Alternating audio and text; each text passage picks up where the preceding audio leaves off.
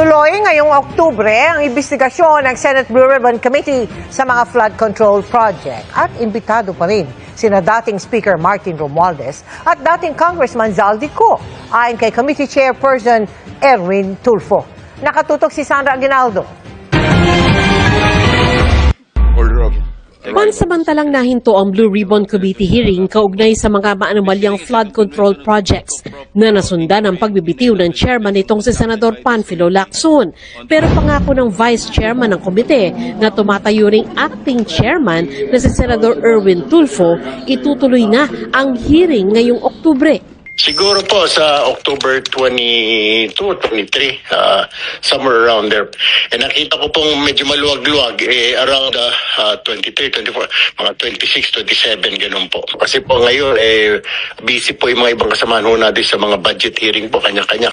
Itutuloy din niya ang plano ni Lacson na pag-iimbita kina dating House Speaker Martin Romualdez at dating Ako Bicol Party List Representative Zaldi Co. Si Speaker po kasi invitation lang po dahil meron po tayong interparliamentary courtesy po. So, it's just an invitation. Pero si Zaldi ko siguro pwede na pong imbitahan. Pag hindi po sumagot, pwede na pong padalhan po na sa pila.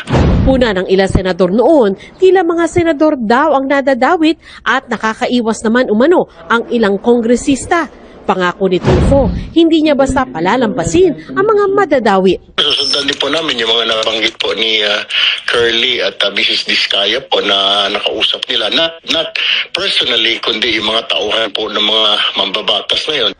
Pagkatapos sutukan ng flood control projects ay posibleng isunod nila ang anomalya sa farm to market road.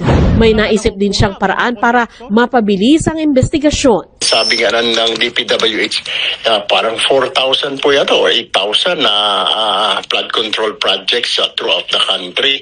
So, napakadami po. Siguro gagawin ho natin, pag nahagip ka, may flood control ka, kailangan i-certify po ng DPWH, ng COA, na yung flood control mo talaga na-execute na hindi siya substandard at hindi siya ghost. Hit niya, ang layunin ng investigasyon ng Senado ay pagbalangkas ng batas para hindi na maulit ang katiwalian sa mga proyekto. Paliwanag pa ni Tulfo, acting chairman lang siya sa ngayon dahil gusto niyang bigyang daan muna ang paghahanap ni Senate President Tito Soto ng permanenteng chairman. Samantala, bukas inaasahang mag-a-adjourn ang Senado. Pero sinabi ni Soto na nagbigay na ng pahintulot ang Senado sa kagustuhan ng Kamara na magsagawa ng sesyon hanggang Lunes para raw maaprubahan ang national budget sa ikatlong pagbasa.